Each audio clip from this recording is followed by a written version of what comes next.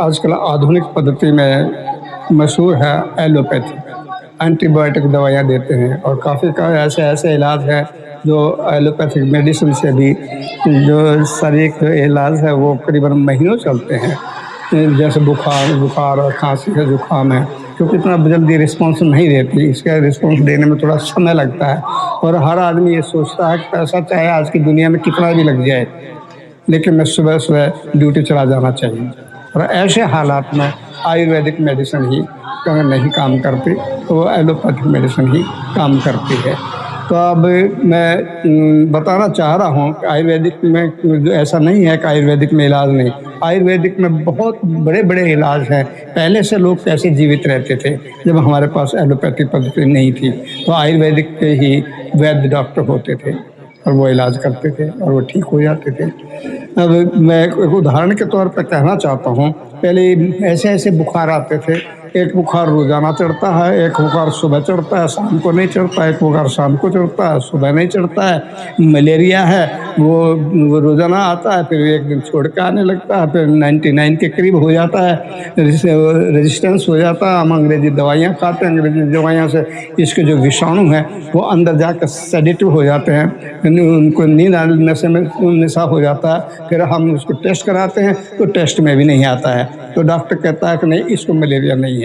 लेकिन मेरा ऐसा मानना है कि वो मलेरिया ही है, क्योंकि वो बाद में वो मलेरिया का रूप ना लेकर दूसरे रूप धारण कर लेता है, जिस तरह से टाइफाइड है जिसे म्यादी बुखार के नाम से भी जाना जाता है, वो धारण कर लेता है। तो ठीक इस तरह के उसमें भी एलोपैथी दवाइयाँ हमारी महीनों चलती हैं, लेकिन वो डॉक्टर कहता है अभी और खाओ, डॉक्टर कहता है अभी और खाओ, अभी और खाओ।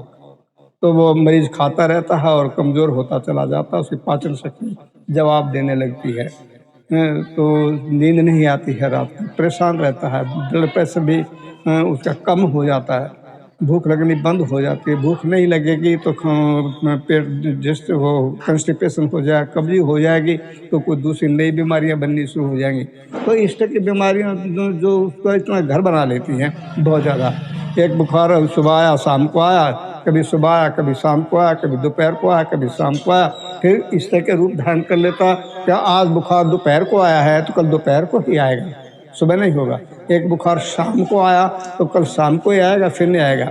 एक बुखार ऐसा है जो 3 दिन बाद ही आता है, जैसे तेये के नाम से जो हमारे पुराने टाइम के लोग हैं वो तेये के नाम से जानते हैं। एक बुखार ऐसा होता है जो चौथैया के नाम से जानते हैं, जो 4 दिन के बाद ही आता है। एक बुखार ऐसा जो साप्ताहिक आता है, एक बुखार ऐसा जो 15 दिन के बाद ही आता है। आप कितने ही याद रखो दिन को, वो दिन नेचर का है कि नेचर कैसे उसको अगर 15 तारीख को आया है तो फिर अगले 30 तारीख को ही आएगा, उसको लिख के रखो। वो तो इस तरह के बुखार हैं, इस तरह के बुखारों से पीछा छुड़ना एलोपैथी में बड़ा मुश्किल हो जाता था। फिर उनको टीबी हो जाती थी या कुछ रोग हो जाता, कोई रोग हो जाता था, तो वो मैंने बीमारियाँ आगे बढ़ती चली जाती थी। तो अब आयुर्वेदिक में क्या है, मैं एक एग्जाम्पल के तौर पे कहूँ, कुछ जड़ी बूटियाँ हैं ऐसी हैं, जड़ी बूटियाँ ऐसी हैं कि जो जड़ी बूटियों का योग हम मिलाएंगे तो एक जड़ी बूटी है इस तरह की कि उसमें 53 जड़ी बूटी एक है और एक जड़ी बूटी एक है, तो एक और 53 को मिलाकर 54 जड़ी बूटियों का योग है जो इस तरह का काम करता है। और वो 100% मैं नहीं कह सकता मैं, लेकिन 95% वो इस बीमारी में काम करता है। तो इन सारी चीज़ों को लेकर जब हम उस पर जाएँ, जड़ी बूटियों को योग पर जाएँ, तो जिसमें ये भी सस्ती जड़ी बूटियाँ हैं सारी तकरीबन, तो यही जैसे भी हम जड़ी बूटियों के नाम से लगाएंगे, अदरक है, पुदीना है, धनिया है, इलायची है, लौंग है, काली मिर्च है, इस तरह की चीज़ें लगाएंगे। लेकिन ये इनका योग सारी का मिलाकर 53 जड़ी बूटियों का योग मान लें थोड़ी देर के लिए, तो 1 किलो बनता है। तो इसमें एक अलग से एक जड़ी बूटी है जो उसका पौधा करीबन 3 या 4 फीट तक ऊंचा हो जाता है, जिसका नाम है चिरायता।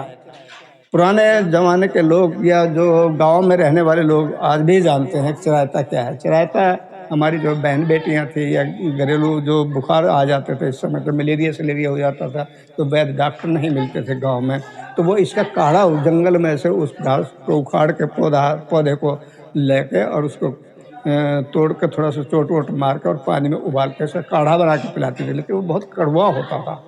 पीता तो था मरीज बीमारी से पीछा छुड़ाने के लिए, लेकिन फिर भी उसके लिए बड़ा मुश्किल हो जाता था। लेकिन आधुनिक जब हमारी ये पद्धति आई, उसमें शोध किए गए कि इसको किसी दूसरे रूप में बनाया जाए, तो उसका चूर्ण बनाया गया। तो चूर्ण के बाद देखा कि चूर्ण भी लोग नहीं लेते हैं, चूर्ण से भी घृणा करते हैं, वो बहुत कड़वा है। तो फिर उसकी गोलियां बना दी गई। लेकिन गोलियां बनने के बाद उसकी सेल मार्केट में बहुत ज़्यादा बढ़ी। लेकिन आज एलोपैथिक पे जमावड़ा है लोगों का, एलोपैथिक को ज़्यादा मानते हैं, तो इसलिए एलोपैथिक पर चल रहे हैं। लेकिन इसको जिसकी चूर्ण की जो गोलियां बनी हैं, अगर इस पे वो ध्यान दें तो ये बहुत कीमती नहीं है, और इनको बुखार किसी भी तरह का क्यों ना हो शरीर में, चाहे वो टाइफाइड का बुखार हो, चाहे टीबी वाला बुखार हो, चाहे मलेरिया वाला बुखार हो, चाहे गायनोलॉजी का औरतों वाला बुखार हो, चाहे ऑपरेशन वाला बुखार हो, जो बुखार नहीं टूटते हैं उनके लिए ये जड़ी बूटी रामबाण है। तो मैं कहना चाहूँगा कि वो जड़ी बूटी का जो गोली हैं, करीबन जिस दिन से शुरू करते हैं उस दिन 2 सुबह, 2 दोपहर को, 2 शाम को, 1 सप्ताह तक वो गोलियां लेनी चाहिए। 1 सप्ताह तक 1 गिलास पानी के साथ, चाहे तो दूध के साथ भी ले सकते हैं। तो 1 सप्ताह के बाद उन गोलियों का योग करें, 2 गोली सुबह, 2 गोली शाम को। बड़ी गोली भी नहीं है, मटर के दाने से भी छोटी गोलियां हैं। तो 2 सुबह 2 शाम को उसको पानी के साथ ले सकते हैं, दूध के साथ ले सकते हैं, वो कड़वी नहीं है। तो ठीक इस तरह से उसको करीबन एक उसमें डिब्बी में उसमें करीबन 60 गोलियां आती हैं।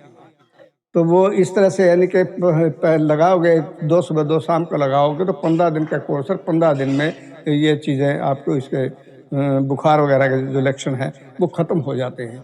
और देखना चाहें तो उसे टेस्ट करा के भी देख सकते हैं क्या इसको टाइफाइड वगैरह कुछ है या ख़त्म हो गया। अगर उसका टेस्ट करा के देखेंगे, अगर वो ख़त्म नहीं हुआ, कुछ लक्षण दिखाई दे रहे हैं टाइफाइड के, तो उसे 1 डिब्बी और खा लेनी चाहिए। लेकिन ये टोटली इसका इलाज है, और उसका नाम है महासुदर्शन घनबटी। ये जो गोली है ये आयुर्वेदिक में हर उसके पास मिल जाएगी, आयुर्वेदिक के केमिस्ट के पास। जैसे जैसे झंडू है, धूतपापेश्वर है, वैद्यनाथ है, डाबर है, इन सभी कंपनियों जो है ये ट्रेड नाम से ही बनाती हैं। इसके कोई नाम बदली नहीं कर सकता, ना इसके माप तोल में अनुपात में कोई दिक्कत हो, सब एक ही अनुपात में। लेकिन ये एक अलग बात है, आज इस आधुनिक ज़माने में, रिश्वत के ज़माने में, लालच के ज़माने में इस योग को अगर मार्केट में कम कर देती हैं कंपनियां, तो ये डॉक्टर का या वैद्य का दोष नहीं है। पीछे से योग कम होकर आ रहा और उसमें पूर्ति दिखाई जा रही है कि इसमें सारे जो 53 योग हैं और चिरायत का जो योग है, चम्बन योग है इसके अंदर, और चम्बन योगों की मात्रा बराबर जिस क्वान्टिटी में लेनी चाहिए थी उस क्वान्टिटी में ली गई है। तो वो इसमें क्या करेगा डॉक्टर, तो बुखार के ऊपर दिक्कत रहेगी, उसको इन्फेक्शन में दिक्कत रहेगी। वरना अगर ये दवाइयाँ पूरे माप तोल के हिसाब से ली जाएं तो इसमें 90 या 95% ये बिल्कुल सफलतापूर्वक अपना काम करती है। चाहें तो घर में भी बना सकते हैं, इतनी मुसीबत नहीं है, लेकिन सारी चीज़ें इकट्ठी करना होगा, और जिस तरह से उसके माप तोल हैं वो उस तरह से उसको करें, और कूटे पीसें, और कूट पीस कर उसको योग मिला के और वो तैयार हो जाएगी। गोली नहीं होगा तो पीसने खाने के वो चूर्ण बन जाएगा। और गोली बनानी ही है तो आप गोली बना सकते हैं, उसमें थोड़ा मीठा डाल के या हल्का सा गोंद डाल के, तो उसमें गोलियां बनाई जा सकती है। हाथ से भी बनाई जाती हैं, थोड़ी छोटी बड़ी हाथ से बनाना छोटी बड़ी हो जाती है, लेकिन उसका इस तरह का कोई भाव ना रखें अगर गलत हो गया नहीं, वो उसमें मात्रा उतनी जा रही है वो बराबर काम करेगी और आपको बीमारी से छुटकारा मिल जाएगा।